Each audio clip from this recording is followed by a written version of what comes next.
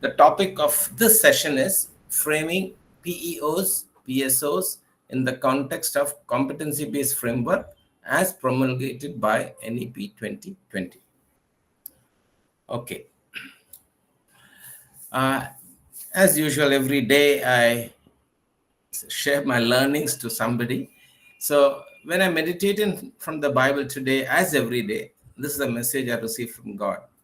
I was reminded that as I have surrendered my life to God, even during the dark days of my life, I'm assured now that God is there to overcome such moments victoriously.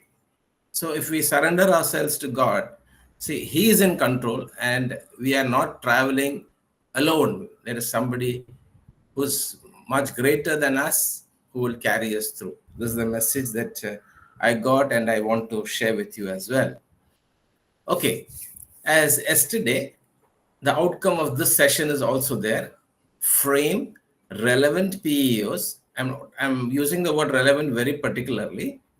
PSOs by scientifically designing the first part of the curriculum based on the competency-based framework promulgated by NEP 2020. So this will be the outcome. That means you have to frame PEOs and PSOs. So each of you think of your program and you will have to do a lot of unlearning. Yesterday, as I told you, a lot of unlearning has to go in through my sessions because I have learned whatever I have learned across over these years. It is because of the work that I have been doing. So let me assure you or tell you, whatever I'm sharing, you will never get on the internet because on the internet, because whatever we have experimented in Nitr in various states of the country, in various universities, in the Indian context, how outcome-based education can be adapted, that is what I'm sharing. And therefore, much of the things will not be available on the internet. So if you miss out certain things, it will be difficult for you for the quiz also. So please make a note of it, right? So this is the one that is promulgated by NEP 2020. In order to operationalize NEP 2020, in June 2023, Government Ministry of Education, Government of India brought out a DO letter, which is sort of an order, which says that the competency-based framework has to be followed across the country. Okay, and it was given to the directors of NITs, knitters, and others. This I had shown yesterday, but this is just a reminder to you that it is based on this that we are going to discuss many of the things. Okay, and these things you will not get on the internet. That's what I said. These are things which have been circulated to the various institutions. So now, for OBE to be successful, employability is the key. This is the first thing that NEP also talks about. See, NEP does not talk about topics, subtopics, nothing. They talk about outcomes which so that in that particular profession, whatever profession it is, they will get employed. Okay, so OB is considered successful if graduates get employment or get employed related to their branch from the first day of graduation. As yesterday Dr. Gill was telling, and Dr. Ramakrishna was also telling, see, it is only if the mechanical engineer should get into the core engineering or core factory or core business area of mechanical engineering. Then only it is called a successful UG program. So everyone we have, earlier that was happening when before the IT came, but now everybody is entering into engineering with the hope that they will get into an IT industry. So that is not what is the success of OBE, right? In that particular branch, if they get, then you can say it is successful. So what is the key? The foundation for OBE is the curriculum, outcome-based curriculum, or OBC. Okay, it is not other backward class. Okay, it is outcome-based curriculum. OBC is outcome-based curriculum. So all learning outcomes, LOs, have to be explicitly stated in the curriculum. And that is not happening in most of the syllabi of the universities and the higher education institutions. Why? Because it is not their mistake, it is not your mistake, because they have not been trained to do that. They are still following the old patterns with a little bit of tinkering here and there. Okay. And if you have the foundation correctly, then only you will be able to do the outcome based teaching learning in the classrooms, in the laboratories, in the field, okay, in the workshops. Then only you will be able to do that. And only if you do that correctly, then only your assessment will also be correct. So, outcome based assessment. So, it all starts with the foundation outcome based curriculum, based on which you start teaching and learning and teaching. And then based on that, you assess. And once, if the LOs are employable, written in from employable point of view, you will be assessing accordingly. And then they will be getting employed. So this slide is very, very, very important. So we start with foundation. I will not be talking about the other three, but we will be talking of the foundation. And the foundation also I will not be able to cover fully, because that's not possible within 2 or 3 sessions. It takes at least 3 to 5 days to do that, to get. So, but at least I will give you an overview so that you will get an idea how to go ahead. Okay. And for that matter, if you consult my latest book, that will also help you, because it's a handbook. Now, remember always again, as I told you earlier also, the curriculum is the constitution of any UG, PG program. And if the constitution is wrong, the teaching, learning, the assessment, everything will be wrong. So what are the methods of curriculum development that is happening in India? I want an answer now. So what are the curriculum methods of curriculum development followed in India? So methods of curriculum development will be practically oriented. Okay, how do you develop the curriculum? What is the method? That's my question.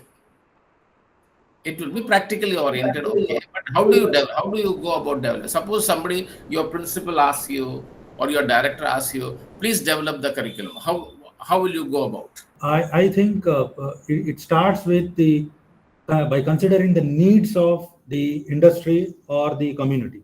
Very good. It starts with the needs. So what do? It starts with the needs. Very good answer.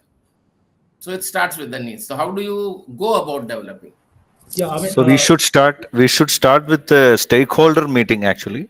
Stakeholder meeting. Okay, you start with stakeholder meeting. Okay, very good. Yeah. So who are the stakeholders? Students are there, alumni are there, industry is there, society is there. All of them are Who is the first stakeholder? students. Second stakeholder? Industry. Industry. Very good. So, and who gives the salary to the student? Obviously, industries later. Industry. So you have to ask the industry what they want, because they are going to recruit the students.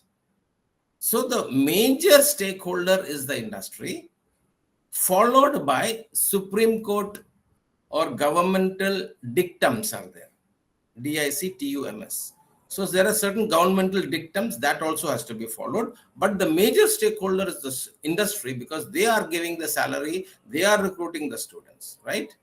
And the dictums by the government are based on the societal needs. Like there should be environmental education, there should be sustainable development. Okay, such things we'll have to incorporate in that. But what is the method followed? That is stakeholder meeting is there. Then what do you do? First, we have to, sir, myself Das, AK Das from NIT Raipur. So Okay, first fine. we have to fix our objective of that that course.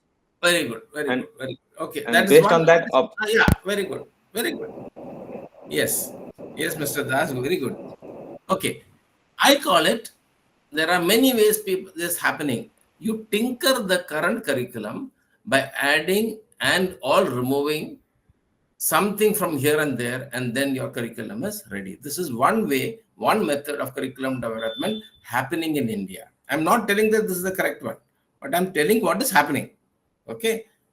Second is select some topics and practicals from some books by one or two senior professors, and then you had the curriculum. That's it.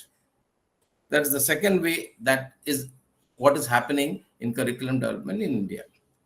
Number 3, emulate some curriculum, maybe of a IIT, maybe of a NIT or some other. So this is also happening. This system is also happening. Fourth, adapt the AICT national model curriculum. This is also happening. But remember, whenever AICT gives a model curriculum, it is the bare and the barest minimum, which cannot be as it is taken, because there are many things that has to be added because of the speciality of that university, because of the speciality of that institute. So the flavor of that university and that institute will come into that curriculum. So AICT has given a base model. On the base model, each university or higher education builds up, has to build up, so that the curriculum is complete. Because AICT model curriculum is not fully complete. If you see any curriculum, I have been the chairman of the model curriculum in 2019 for electrical engineering. Okay, so I have gone through this. I was the chairman of the team for electrical engineering. So I have done that. But then I had my limitations, because AICT said this is the bare minimum that you have to give. Otherwise, the flavor of the universities and the higher education system would not come in. Okay. The other one is the scientific development of the outcome-based curriculum. That means re-engineering the entire outcome-based curriculum with employability as the focus. If this comes in, then you have a very good outcome-based curriculum. Okay. So this is what we are going to see. The last one is what I am going to see. The other things I'm not much in favor. Okay, that's my opinion. And wherever I'm guiding various other universities, wherever I'm a consultant, I go by the scientific development of outcome-based curriculum. Okay, now every curriculum has two parts. One, it is the program structure. The other one is the course structure. And if there are 50 courses, there will be 50 course structures.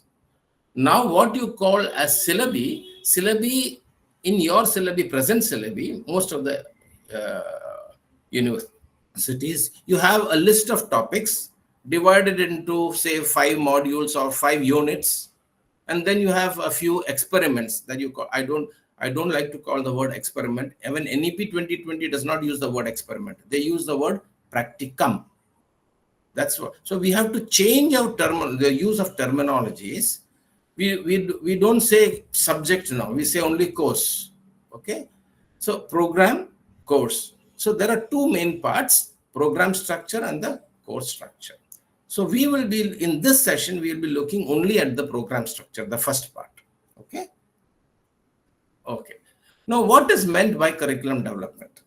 Framing syllabus with current development taken place in industries. Okay. Any other answer? Sir, in my view, it is the process of creating a plan for a course that progressively improve the learning experience of a student. Okay, very good, good answer. I mean, you are coming to the more and more nearer to what I am trying to say. In my view, keeping the outcome of the students at the end of the 4 years or 3 years, the skills required for the students to attain or to obtain, maybe we try to keep that in focus. Of course, we are keeping the employability in focus.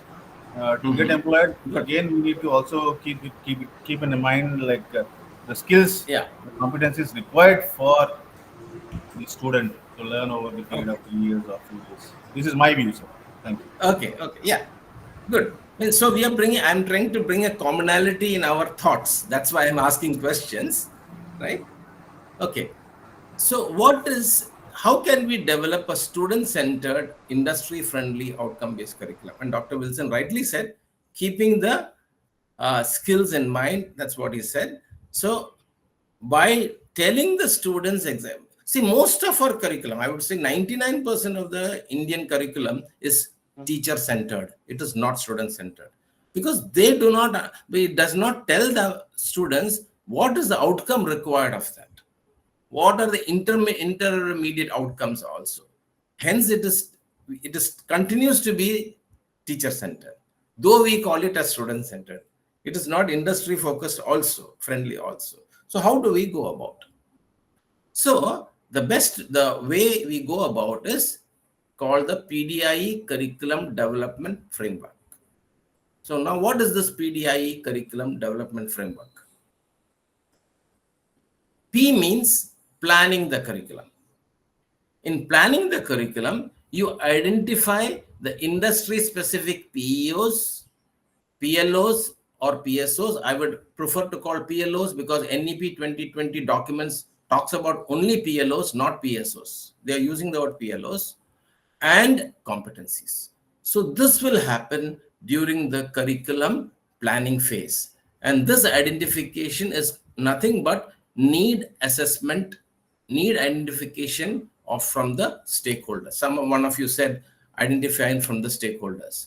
So this is the first phase of the PDI curriculum development framework.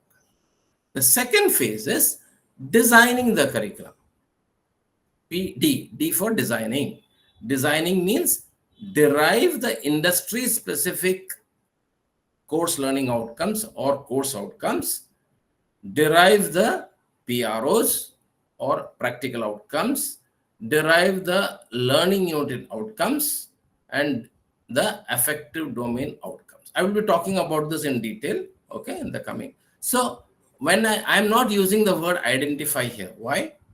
I've used the word derive. Derive means in the planning stage, you have identified the industry-specific competencies and validated from the industries. So once they have validated, you have to derive the CLOs, PROs, LUOs, and ADOs from the competencies. So I'll be talking about that also in detail. So that is the second stage of the curriculum. The first stage is done by the IQAC, or the curriculum development team is there, the curriculum development cell is there, so in which the HODs, and generally if it's a autonomous institution, all the faculty will be involved in planning the curriculum, right? But if it's a very large university, maybe a curriculum development team or only the IQAC will be planning the curriculum. Now, designing the curriculum, more people will be involved, more faculty will be involved, because each faculty is teaching some course or the other. Okay. One question I want to ask: is there any difference between the term subject and the term course? Goal gives a broad view. Objectives give specific. Okay. See, these are fundamental terminologies which we should understand. That's why I'm in between. I remembered that. I thought I'll ask you that. So basically, subject is covered within a course. Subject within a course. Course. Okay. Then what is a course? And a detail related information to a specific topic. Okay. Who's speaking? You're from NIT Raipur? No, sir. Government Polytechnic, Karnataka. Karnataka. Okay, let me tell you. See, subject means body of knowledge. Okay. In the sense, suppose it is magnetism. Magnetism is one subject, and magnetism is taught right from the 5th standard, 4th standard in the school, and right up to PhD level. Okay. So there is a body of knowledge regarding magnetism, and when you take a small chunk of information from that body of knowledge, that is the subject, you get a course. So courses are chunks of information taken from the large body of knowledge or the subject.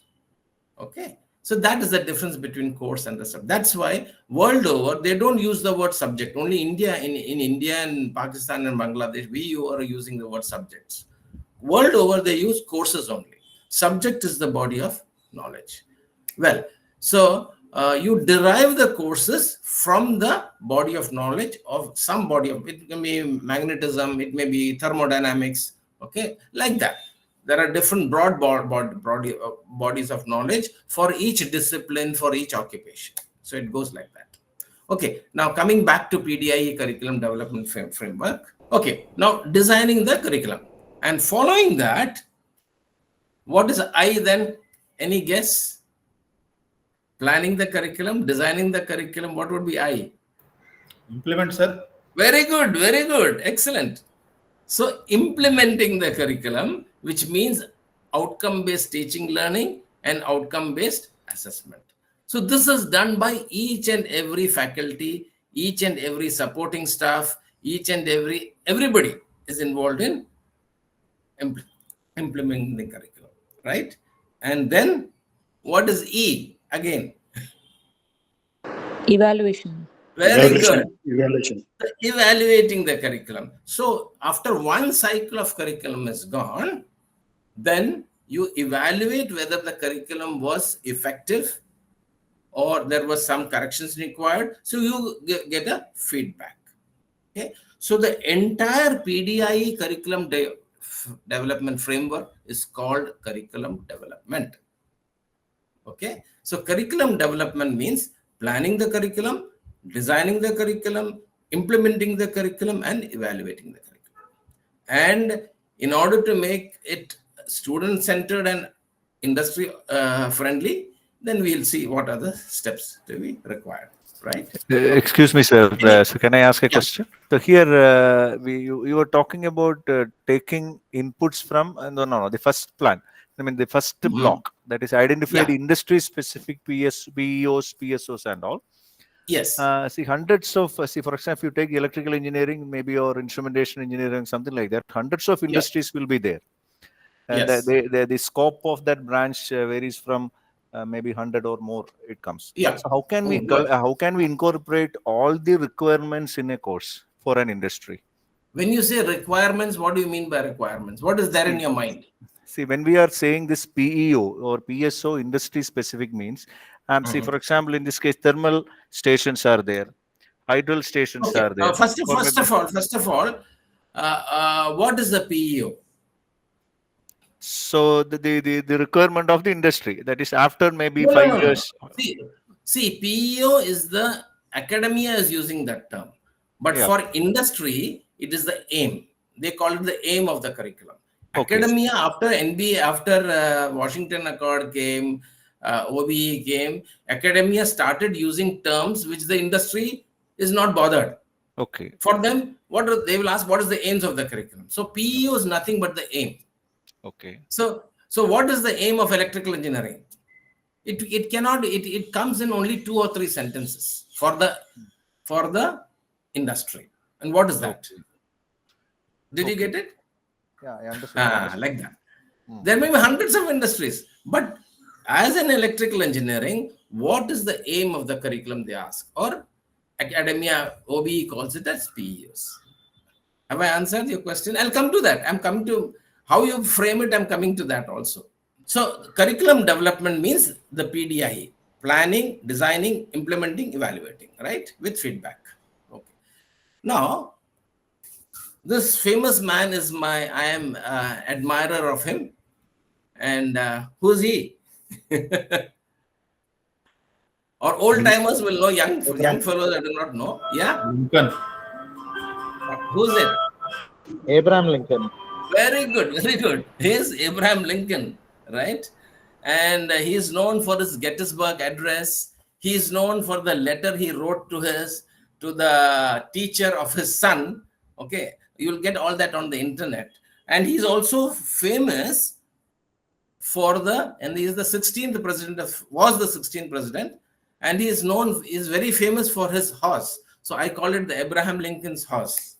So he asked a question, if I call a horse's tail a leg, how many legs does the horse have? Now you have to answer the question, each of you, or at least some of you. Is the question clear?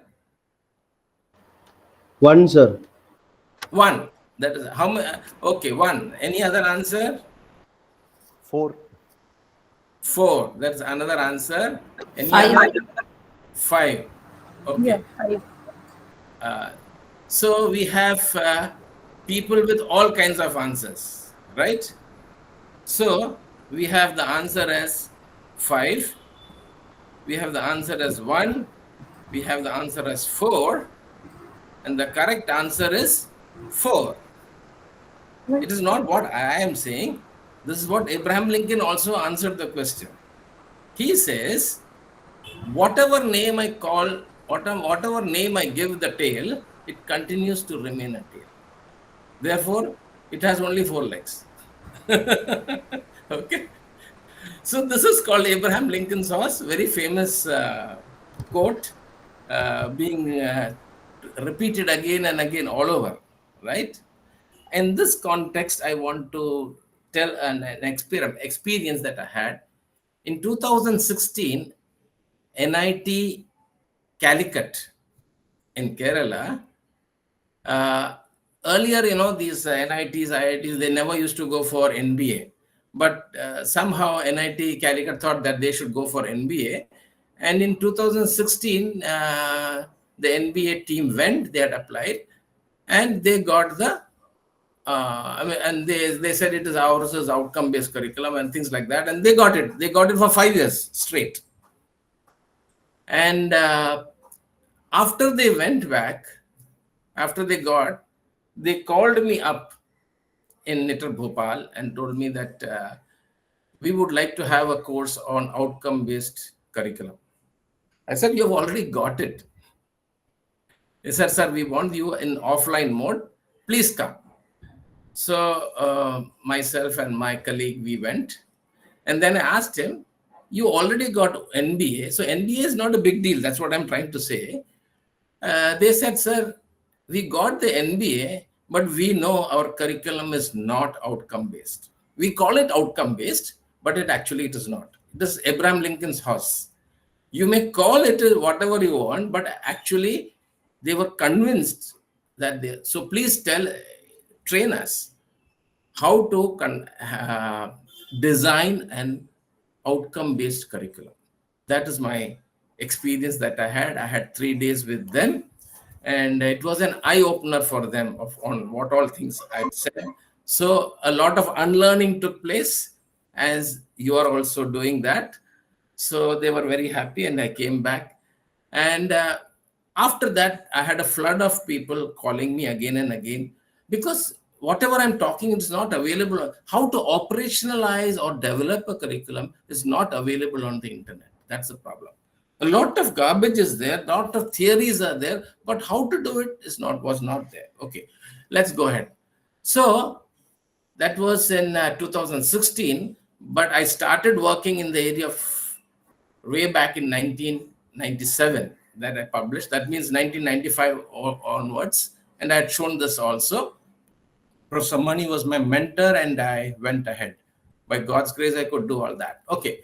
Now, in page 3 of NHQF document, what is NHQF document? Which I had already shown yesterday, National Higher Education Qualification Framework. It is the operational document of NEP 2020. It calls for a complete overhaul and re-energizing of higher education system. He is the father of re-engineering. Okay. For OBE to be successful, re-engineering is essential, as given on page 3. Okay. So incremental and evolutionary changes does not happen in re-engineering. It has to be a total rehaul or overhaul. So I would say, if you tinker around with your present curriculum, it will continue to be a tail only. It cannot become an outcome-based curriculum. Okay, now I'll start with every curriculum in the program structure. There is a vision statement. I'm not naming the university. I've copied it exactly from that place. This is one version. This is the vision, and this is the mission. Second, another university has this vision and this mission. Okay, this is the second university. A third university has this vision. So which do you think is the best for the SAR? NBA SAR. Third one, sir. Huh? Third one. Third one. Probably Why? third one. Why third one? Because there is a clear cut statements in the vision statements to achieve the vision. Okay, I think okay. so. Thank you. Who's speaking? Sir, Wilson from Wilson. Tamil Nadu. Okay. Wilson, I cannot see you. That's why I'll be asking. Please tell Okay, your sir. name. I'll just switch on the video. This is me, sir.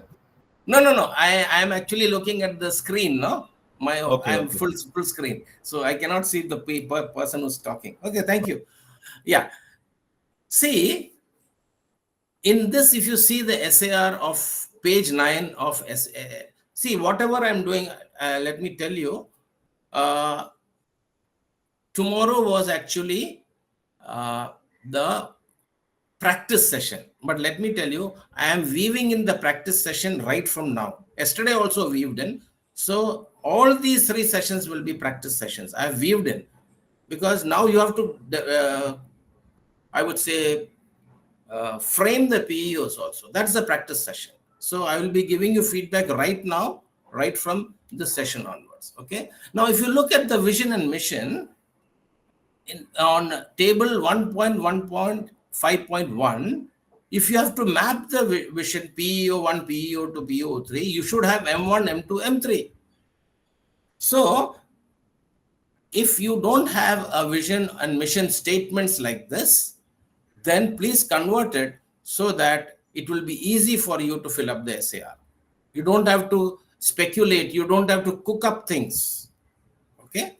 So this is the first thing that I want to tell you regarding how to fill up the SAR or how to write the vision and mission statements. Because you're correct in the program structure, you start with the vision and mission statements. So now some tips for crafting a good vision and mission statements. I have used the word craft. Pardon me. Yes. So this is Dr. Vishwanath from Manipal. So before we go ahead, I would like to have confirmation. Correct me if I'm wrong, sir. PEOs means aims. Pardon me? PEOs mean? Aims. Aims for the industry. See, PEOs means aims for the industry. Industry knows it as aims. Correct. That's what so I'm saying. They refer to the long-term goals. I'm coming to PEO. Sir, I'm coming to the PEOs. Let us be, because in the program structure, you start with the vision and mission statement. That's why I took up that, right? I'm coming to that. I'm coming to that. Okay. So, because from the vision and mission statements, the PEOs are also connected. That's why. Okay.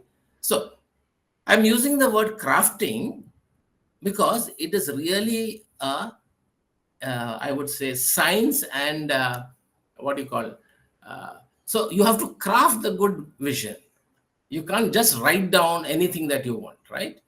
And then you have to craft the mission statements as well. And the mission statements are to fulfill the vision statement, right? Vision statement will be one, mission statements will be several. So that's the first thing. So vision, mission statements, and core values serve as the foundation for an organization's strategic plan. That's very important. So does it match your strategic plan? That has to be seen. 2, there are a lot of things, but I'm just giving you a few tips. Vision describes an achievable future state of an organization, and every 5 years it has to be reviewed. Let me put it like that. 3, the mission statements become the roadmap to achieve the vision, to guide the day-to-day activities, that is, and the exact timelines may vary from university to university or institution to institution. Next, they convey the purpose, direction, and underlying values of the organization. And they should be simple, concise, and easy to remember. So that was the beauty of this one. I'm just not saying this is the best one, but this is almost very good, I can say. Okay. So these are some of the tips which you can carry on, or adapt. Now, coming to the LOs, the learning outcomes which NEP 2020 talks about and SAR also talks about are at different levels. This we have to understand. So we had the vision statement, we had the mission statements.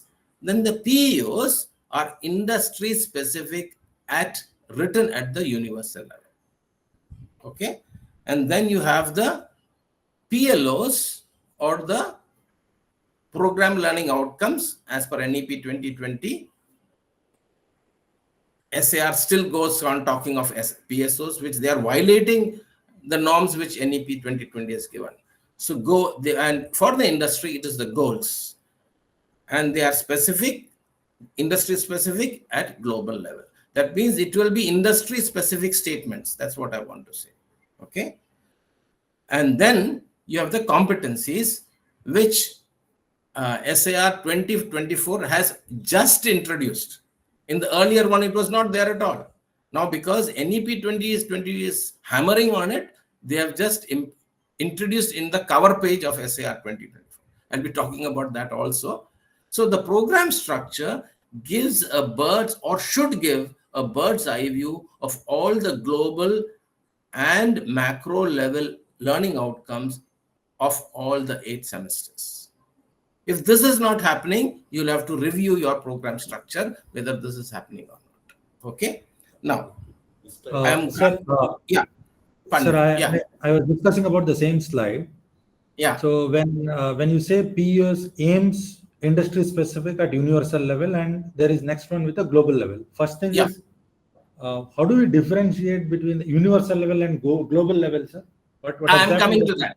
I'm coming to that. Good question. Thank you. At least here, okay. I know that you are thinking about it. Yes, I'm coming to that.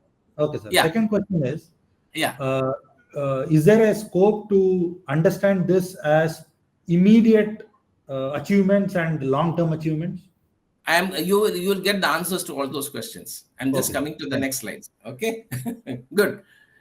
But whatever be whether it's a PEO, whether it's a PLO, whether it's a PSO, whether it's a competency, whether it's a CO, PROs, LUOs, ADOs, so many terminologies have come in, right? And they are there in SAR, they are also in NEP 2020. Has to begin with smart action verbs. Whatever be the thing, they are all learning outcomes.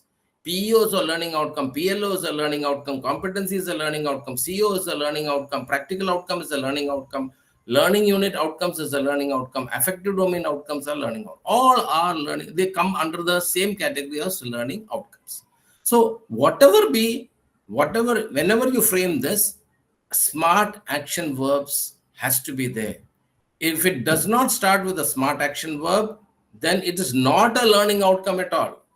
This is what the first and fundamental thing that all of us will have to remember.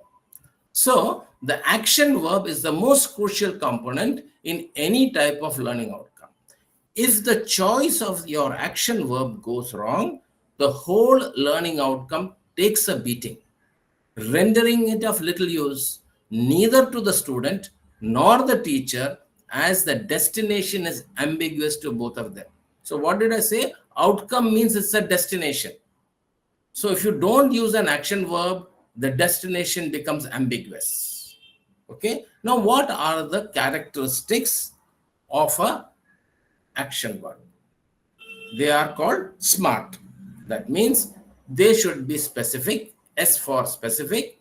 That means it should be observable. It should be measurable. M for measurable. A for attainable. It should not be that it is, that means it should be attainable during the 4 years of your program or during that semester. Okay, it should be attainable. Next, it should be reasonably challenging. What does it mean? It does not mean that you have to define a thing, list a thing, name a thing. they are not reasonably challenging outcomes.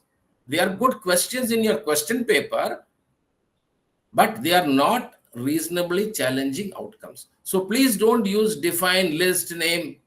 No, they are wrong. Okay? Then they should be time bound. Within that one semester, can you develop the outcome? That is the thing. So if these 5 characteristics are there, then your learning outcome is correct. Okay, so this is the first and foremost thing in framing learning outcomes, whatever it may be. Okay, now I'm going forward. Verbs and phrases that complicate the measurability of learning outcomes. 1, understand.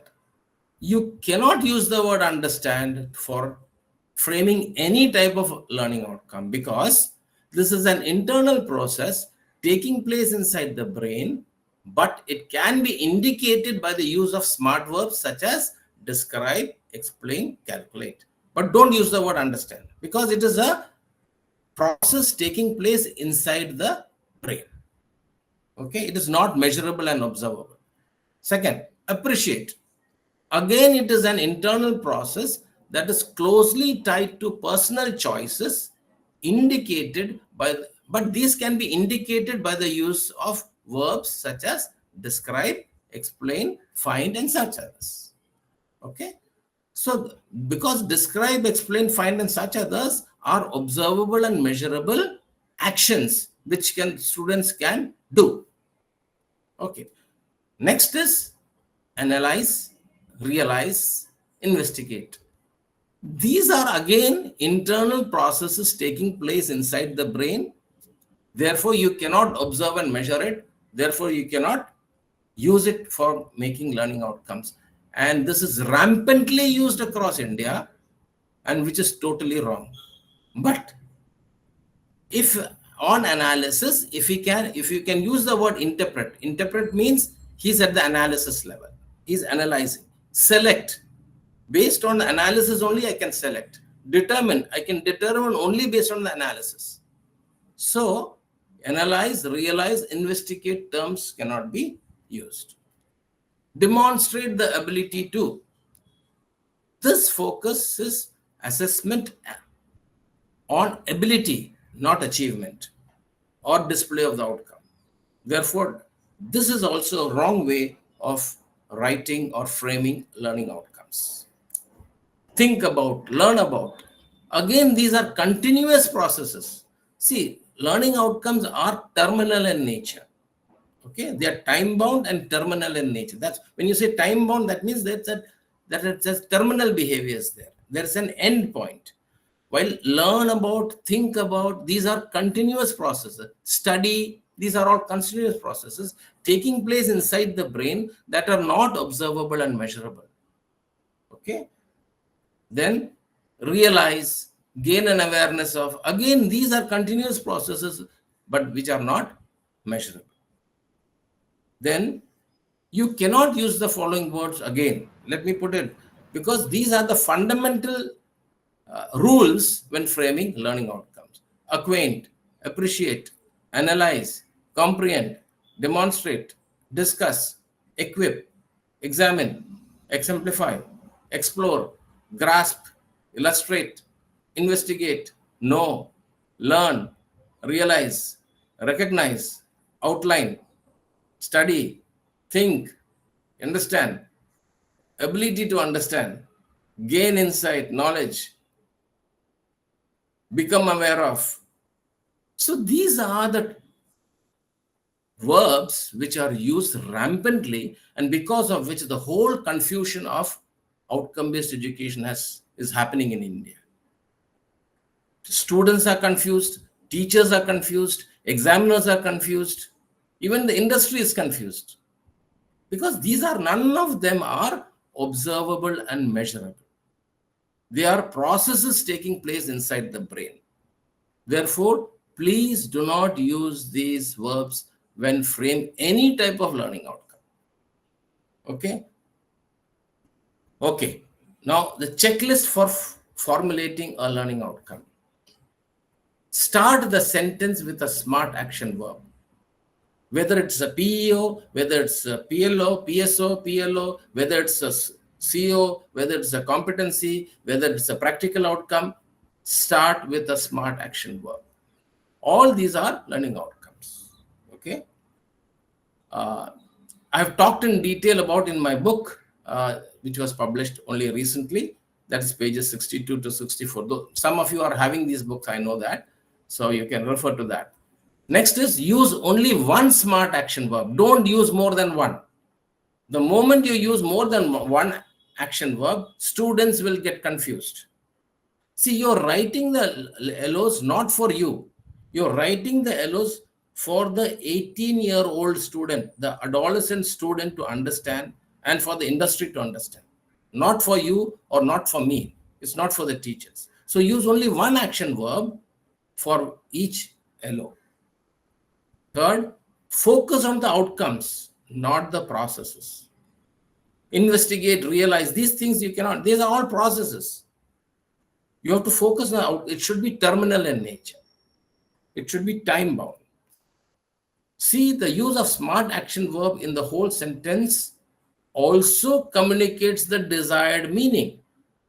That means just by using the smart verb will not do. The meaning of that whole communicates whether it's a PEO, whether it's a PLO, whether it's a CO. That means PEO is at a higher level, universal level. PLO is at a global level, okay, and such things. So now let's see how we go about it. Now, what are objectives and outcomes? What's the difference between objectives and outcomes? The archer aims, so that is the PEO. It is a futuristic expertise expected to be displayed by the graduate after working for 4 to 6 years at the industry due to your curriculum. So you are assuming that after 4 to 6 years of working, because of your curriculum, he would have got that expertise. And hence, since it is a futuristic action, therefore it is called objectives. Whereas outcomes, the arrow has already left the bow, it has hit the target. That means all these outcomes should happen within that 4 years in the university. That is why they are called outcomes. So PEO, in PEO, the O is objective, while all other O's in the learning outcomes are outcomes. Okay. So other LOs to be displayed by the graduate by the last day of the UG PG program are the PLOs or the PSOs, which is measured by the capstone project. Okay. Then you have the competencies, which SAR 2024 has just introduced. Then you have the COs, and these two can be measured only by the micro project, which SAR 2024 talks about. Okay. Now, from the COs, the micro level outcomes are generated. For example, the practicum or the practicals that you do in the lab. How are they measured? They are measured through the lab exercises. Okay. Then you have the outcome, affective domain outcomes like leadership, good housekeeping, following safety practices. These are all affective domain outcomes, and this is also measured through the practicum or the practical. And how are the learning unit outcomes assessed? They are assessed by pen and paper tests and SEE. I'm using the word which SAR 2024 is using. It is called semester end examination. So you have to change certain terminologies which you are using in your curriculum as well. Now, you ask me any question up to now. Previous slide, during the formulation, there was PEOs and PSOs. Okay, My name is Venugopal. I'm coming to that. Venugopal, yeah. Yes, sir. In that, You're talking about this one? No, previous, I mean, 2-3 slides before, Okay, let me come to that. the process we started with PEOs and all.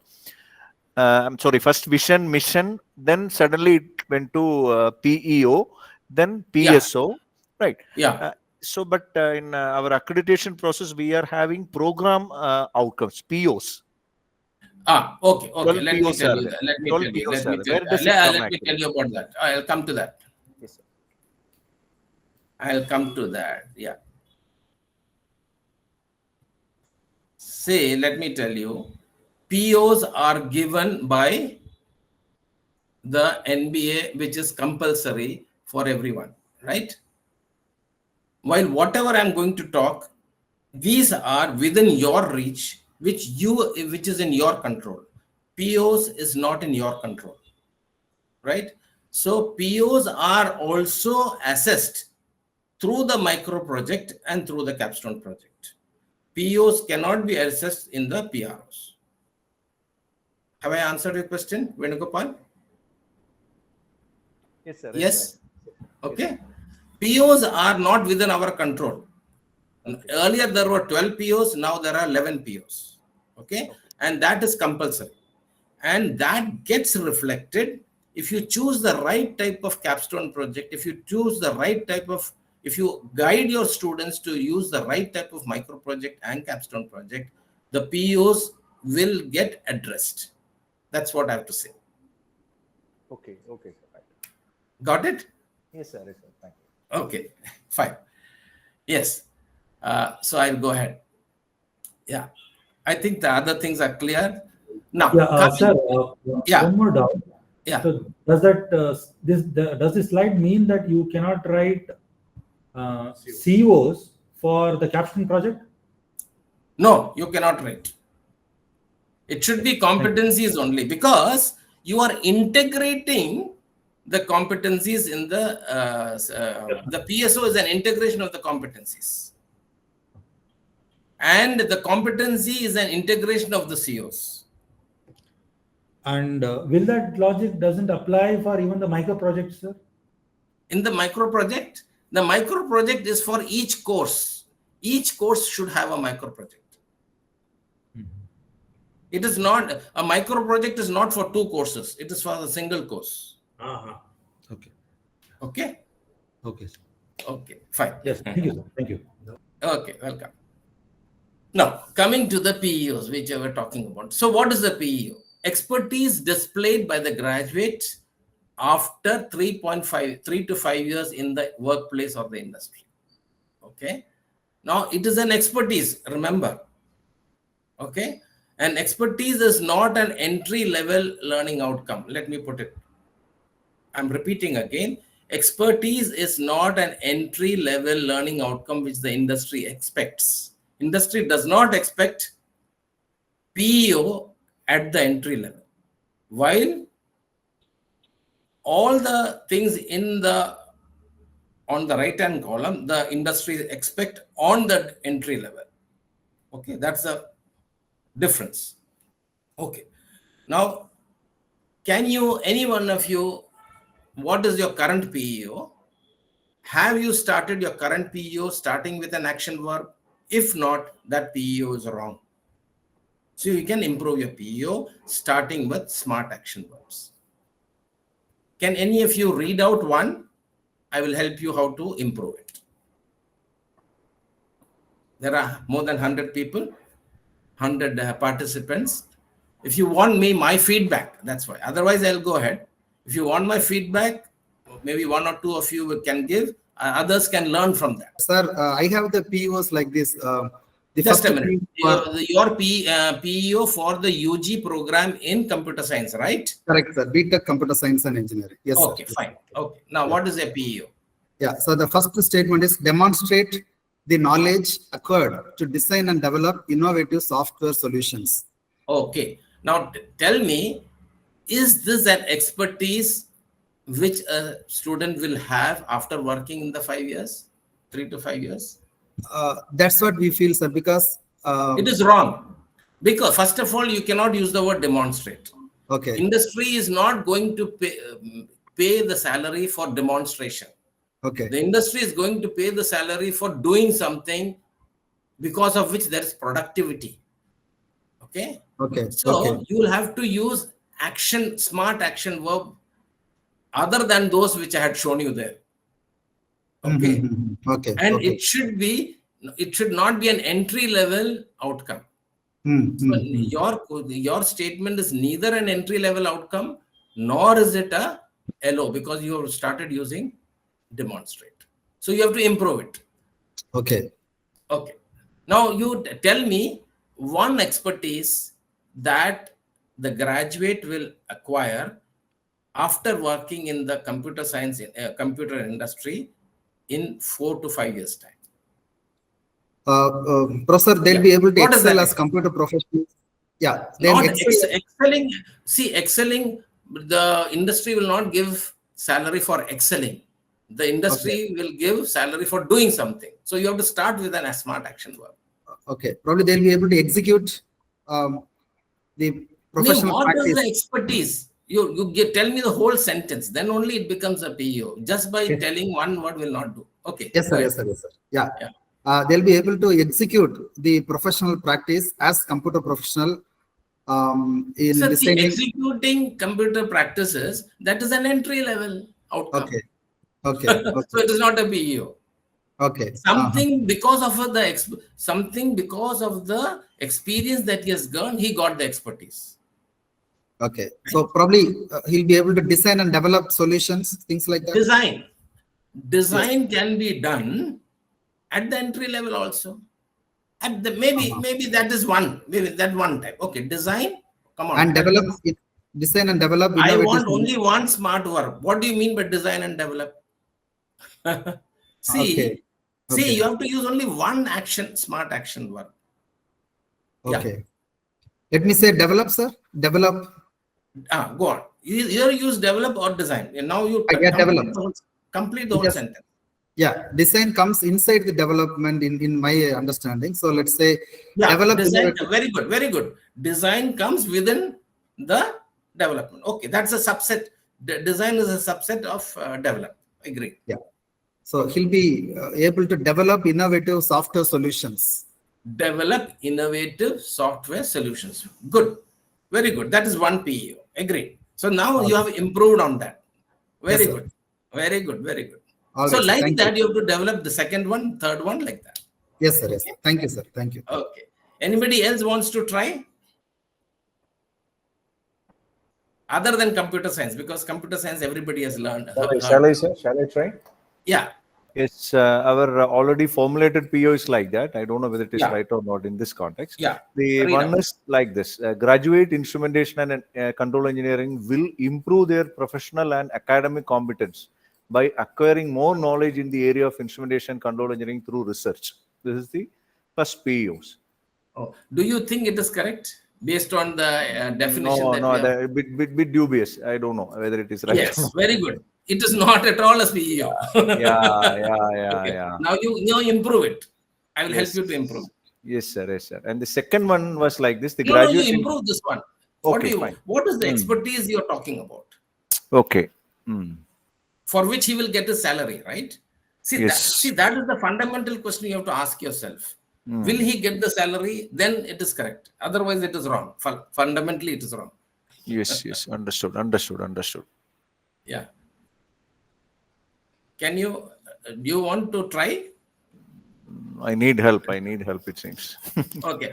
So now you tell me, what is the expertise an instrumentation fellow will get after working in the industry for 4 to 5 years or 6 years? One area of expertise. Obviously, the development of instrumentation solutions or control engineering. So you can say, you can say innovate solutions for innovate instrumentation related solutions for the pipeline industry or something like that. That is an expertise within 3. We cannot become expert of everything. Okay. So innovate pipeline solutions, or maybe innovate transducer related solutions, something like that. Okay. It should be very specific. Otherwise, it is not a PEO at all. It cannot be a generic one, right? Okay. So I'm going to show you some examples. This is for electrical and electronics engineering. Innovate the electric drives for improved performance in industrial applications. See, this is not an entry level, because entry level he cannot innovate. He will have worked, then he would have started innovating. Secondly, improvise the performance of electric distribution systems. He can improve only after working in the industry for 4 to 6 years. Third, start enterprises to provide public or produce electrical engineering products or related services. See, at the start, he will not become an entrepreneur. After working, he'll get some experience. He will know the nitty-gritties of the business, and then he will go on his own. You saw how you have to develop PEOs with smart action verbs. Yes. Shall I go ahead? Is it okay? Anybody, any questions? So it should be very crystal clear to the student. See, through the PEOs, through the LOs, you are telling the student the destination where he has to reach. It is very crystal clear. You can't have ambiguous statements. And that is why smart action verbs are important. Okay? Okay, now we go to the PSO.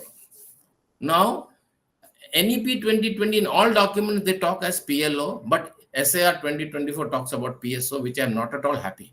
So I'm going to write to them. That's another thing. In fact, just before this SAR 2024 came out, in April, they had asked for suggestions from the public in India.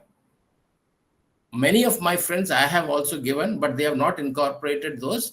So again, I will be writing to them, whatever the blunders you're doing, you should not do it, because the whole country is getting affected. That's what I see. They are going against the philosophy of NEP 2020 by using their own terminologies. NEP 2020 is talking about PLOs. Why not we use PLOs so that there is a uniformity across the country, in which, because NEP 2020 wants that whether it's engineering or non-engineering, the terminologies should be the same. So you can't have a different terminology, because the other UGC programs, they are using PLOs. Okay, NBA is only for engineering. So you can't have different things, which NEP doesn't want. Anyway, now tell me the PSO. PSO, okay, let us go forward. They are entry level. It has to be demonstrated before he leaves the university, before he leaves the institution. Right? So let us go forward. Now you do this. Can any of you wants to try out to write a PSO or a PLO? In the previous slide, yeah, when we talk about the measurements, see, like wherein attainments, or say the measurable activities, that is LUOs, it is mentioned as pen and paper tests and SSC. ACE. So pen and paper tests refer to the continuous assessments. Pen and paper test is both continuous assessment as well as semester end examinations. So SE refers to semester end examination. So that means semester end exam. That is the terminology SAR is using now. 2024. Okay, so that means these LOs have to be measured by considering the. They can be measured only by pen and paper tests. Yes, not. So my question, my doubt was whether these have to be measured using the continuous assessments or not, or whether they have to be used. See, listen. Continuous now the SAR 2024 is using CIE, continuous internal examination. Yes. Okay. So CIE and SCE both are pen and paper. Okay. Yes. Both are pen and paper. And both have to be used for attainment calculations or whatever with the measurements. Attainment. Okay. Now coming to when you're talking about the problem with SAR is again and again over the years. See, we followed the Washington Accord, right? Yes. And in Washington Accord, it is taken from ABET. I hope you know about ABET also. Yes. Yes. There, wherever the evaluation goes, it is qualitative. The problem with SAR is it is quantitative, which is a very, very wrong practice. See, we have to look into the quality of the programs, and for that qualitative, we have to develop measurable things or talk about criteria which is qualitative. So that is the problem with SAR. So somebody said SAR 2024 is new wine in old wine in new bottles, basically. In fact, excepting for bringing micro project and capstone project and sustainability words, others are the same, which should not have happened. They should have gone more into qualitative assessment rather than quantitative, which they are still doing. Okay, that's a different argument, different opinion, different argument. Well, but LUOs can be measured only with pen and paper. That's what I want to say. Is it clear? Oh, yes, thank you. That's Okay, clear. fine. Okay, now anybody wants to try with this one? PLOs or PSOs of your discipline. We have seen instrumentation, we have seen computer science. If any other nobody is there, maybe computer science and instrumentation again try for PSO. Anybody else? Everybody will learn when you say. It's peer learning that's happening now. Yes.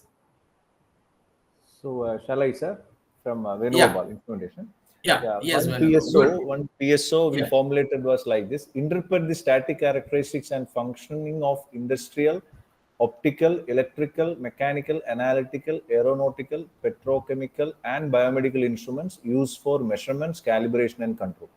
That is one long. PSO. It's too long. Make it crisp. Okay. Okay. Number one. Okay. Number two, the PLO should address how many courses are there in a UG program? Total around 50. 50. So if there are 3 PSOs, each PSO should attend maybe 50 divided by 3. How many courses per PSO? Around 50, from 16 to 17.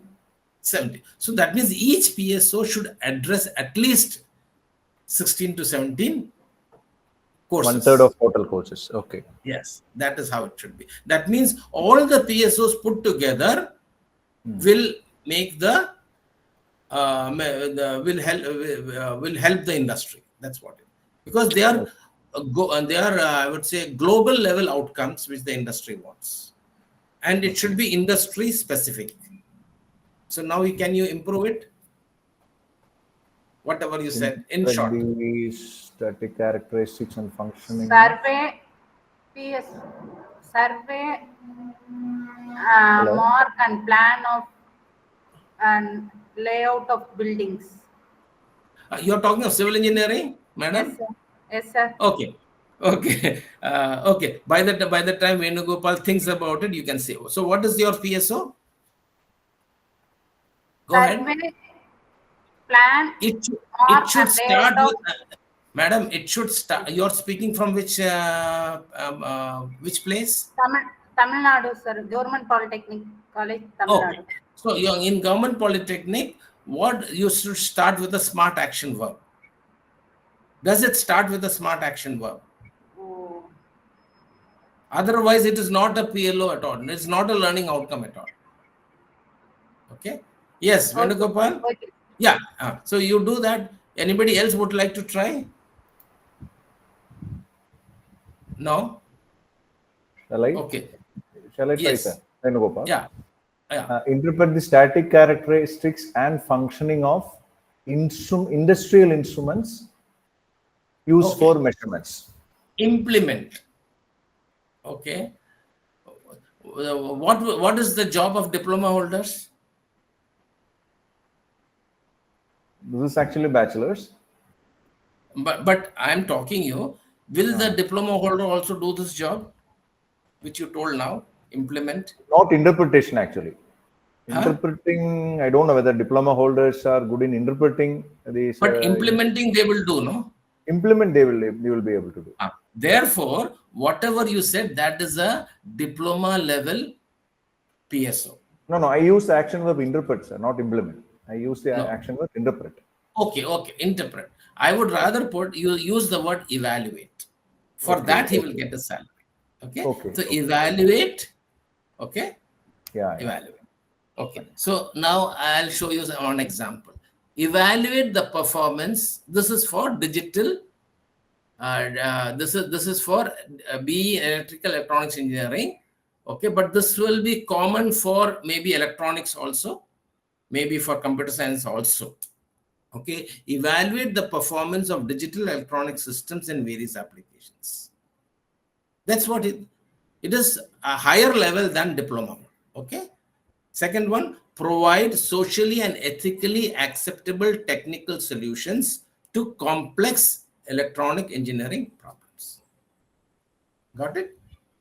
So these are two things two PSOs which may be common to other branches as well. Okay. Did you get it? That means your PLOs should not cross into diploma area. That's what I want to say. Nor into PG area. Okay. Fine. Now let's go ahead further. This we had already seen. Okay. So I'll just skip through this. I just don't want to. I just want to tell you that competency was introduced by Government of India in 2018, and now because of all the pressures, NBA has brought it on the cover page, but nothing is said on the inside. So the salary given by the industry to the graduate is to do an industry-specific competency related to a macro level job. So PLO was at a global level job, while competency is a macro level for a single course in the industry. So therefore, it is crucial to identify the single sentence industry-specific competency related to each course to enhance the student's employability. So whatever we were talking now is all were employable level outcomes at different levels. Now, what is the first question the interviewers generally ask a fresh graduate? Explain their project, sir, or about their project work or capstone. Explain their project work. Okay, that's one question. Anybody else? Programming language. Pardon me? Any programming language that tools and software that they have acquired. Or if it is a computer science thing, is it not? Okay. Any other question that? Yeah. The questions they generally ask is what skill set they bring to the to the particular company that can help its growth in future. So that is one question. Okay. What is your favorite course? This is the question generally. I will not say the others are also asked, but for any program, for whether civil, mechanical, others, what is your, because that helps the student to become more home. I mean, otherwise he's in tension, no? So if you ask the favorite course, the student is happy. So suppose he says, my favorite course is digital signal processing. I'm just taking one example. It can, for civil engineering, it can be different. Now the crucial thing is what the industry is going to say. Whatever be the course, they will ask, due to this course, tell us in one sentence, what job can you do to justify your salary? Okay. DSP is common for all of them. DSP is digital signal processing, right? This is one course which is being offered across several disciplines. Yes. It's very crucial. This slide is very crucial. That's why I'm asking you. I'll answer, sir. Students would be able to design filters to condition either one-dimensional or two-dimensional signals. Only signals? Yeah, one-dimensional, two-dimensional signals, which could be like an ECG or an image data. Okay. Very good, very good. I think you are very near to that.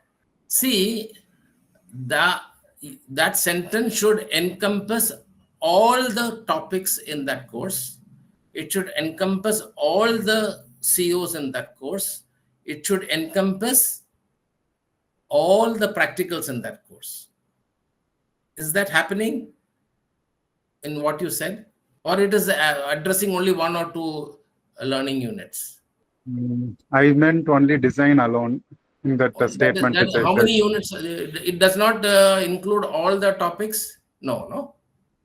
Then that means it is a course outcome. It is a CLO.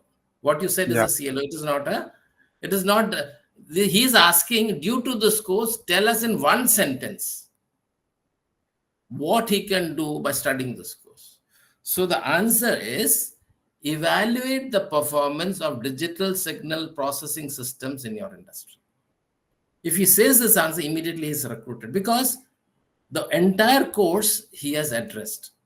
So this is called the competency. A competency is a statement which addresses the entire topics, course outcomes, practicals of that course in one sentence. And therefore, by stating the competency, you are preparing the student to face the interview as well and help him, right? And this is a course end learning outcome. COs are during the course learning outcomes. That's the basic difference. Competency is a course end learning outcome. COs are during the course learning outcomes. I've repeated it again. That's okay. So in the industry is not considered about the courses. They are worried about the job that he can do or she can do, right? So evaluate the performance of digital signal processing, and the course title for that is that means you don't go from topic to competency. The titles are have to be derived from the competency to the course title. So there may be, so when you go to the industry and ask them what are the competencies you expect from a instrumentation engineer or an electrical engineer or a mechanical, they will give statements like this. So that sometimes that statement may not have a course at all. Then you will have to create a new course title. Okay. So that is why competency is the fundamental, is the foundation of any curriculum. And that was missing all through these years in NBA. While we were talking about for the last 30 years, Nitter Bhopal and other knitters were talking about it for the last 30 years. When NEP found that it was required, they brought the word competency. Now competency-based framework is the in thing of every program. So competency, for every course, there should be a competency. And from the competencies, the course outcomes flow down. Okay. So now what is a competence? So NCRF, these people, they in all these pages, 13, 21, 22, 24, 28, 37, 73, 86, in this one, on the NHQ, talks about A9, 12, 13, all of them talk about competencies. So NBA was forced to include competencies in the SAR because NEP 2020 is talking about that only.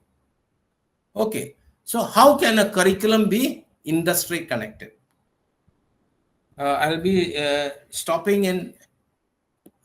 Do you want a break? I'll just take 5 minutes more. Is it okay before we break?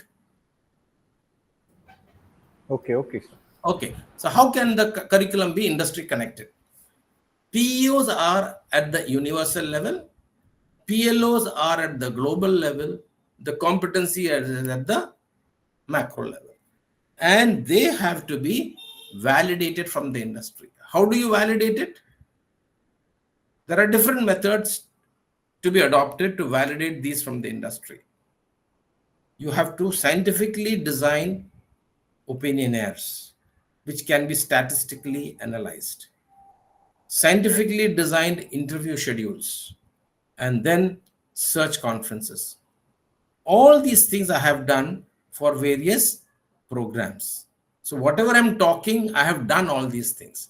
So you also have to do it if you really want to bring an industry connect to your curriculum. So What is a competency again?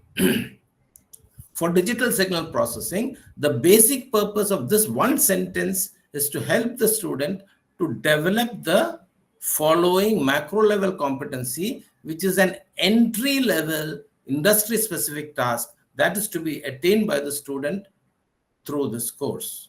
So evaluate for a DSP, it will be evaluate the performance of digital signal processing in electronics engineering applications or various applications.